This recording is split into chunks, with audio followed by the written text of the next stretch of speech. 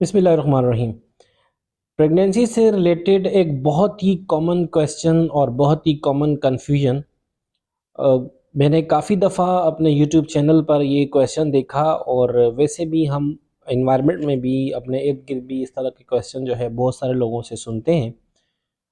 अ, एक क्वेश्चन जो हमारे पास अभी रिसेंटली हमने देखा अपने यूट्यूब चैनल पर, उस क्वेश्चन में भी ये पूछा गया था कि मेरी जो लास्ट माहवारी की तारीख़ है, जिसको हम मेडिकल टर्म में एलएमपी कहते हैं, वो 7 तारीख़ थी लेट्स सपोज़, और मेरी शादी जो है वो 18 तारीख़ को हुई, मेरी रुख़्सती जो है वो 18 तारीख़ को हुई।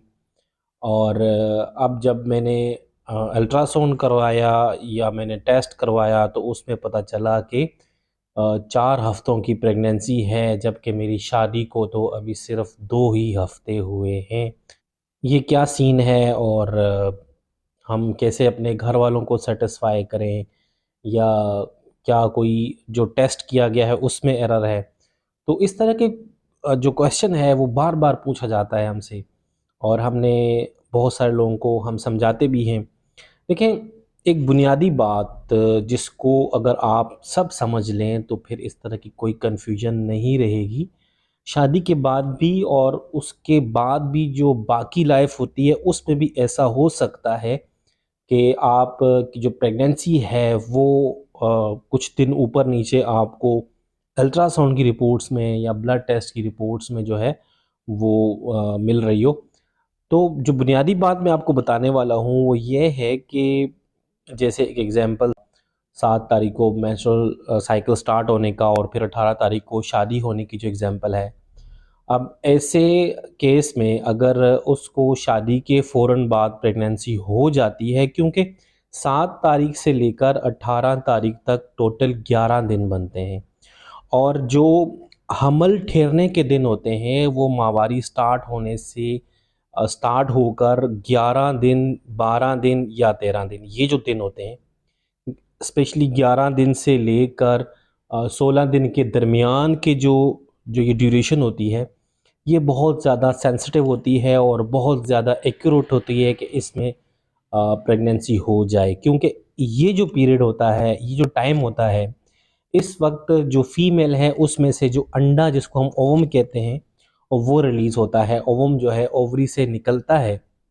तो जब ओवम ओवरी से निकलता है तभी मुमकिन होता है कि प्रेगनेंसी हो जाए। अब अगर 18वें दिन शादी हुई है इनकी, 18वें दिन या 18 डेट को शादी हुई है इनकी और 7 डेट को जो है माहवारी आई थी, दैट मीन कि 11 दिन बनते हैं या 12 दिन या 13 दिन आप लगा लें।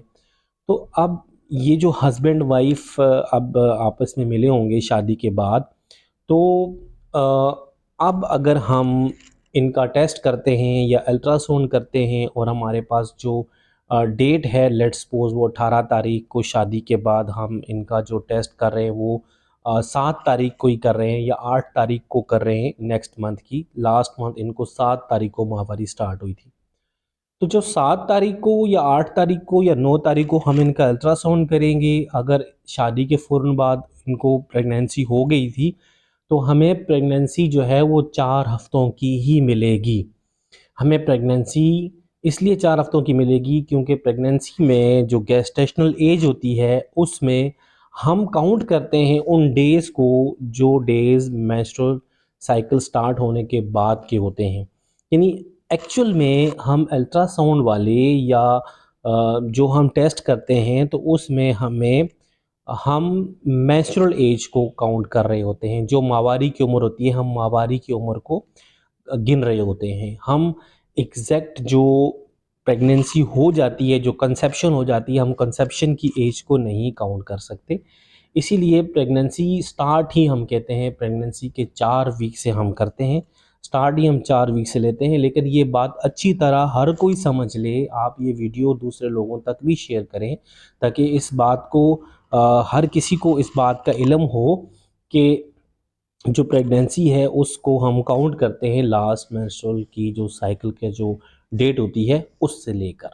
होप्स हो कि आपको वीडियो पसंद आई होगी और आपको ये कॉन्सेप्ट भी समझ में आ गया होगा। इसलिए आपका कोई करीबी शख्स, कोई करीबी आपका फैमिली मेम्बर या कोई भी लड़की या लड़का किसी की भी शादी होती है तो आपको ये बात कंफर्म होनी चाहिए कि जो प्रेगनेंसी है वो लास्ट मेंस्ट्रुअल की जो डेट होती है उससे हम काउंट करते हैं। आपका कोई भी क्वेश्चन हो आप कमेंट बॉक्स में हमसे क्वेश्चन पूछ सकते हैं, और आप अगर फर्स्ट टाइम हमें देख रहे हैं तो आप वीडियो को लाजमी जो है लाइक भी करें, आप चैनल को सब्सक्राइब भी करें। अगर फेसबुक पेज से देख रहे हैं तो फेसबुक पेज को फॉलो करना मत भूलें। Thanks for watching. अल्लाह हाफिज़।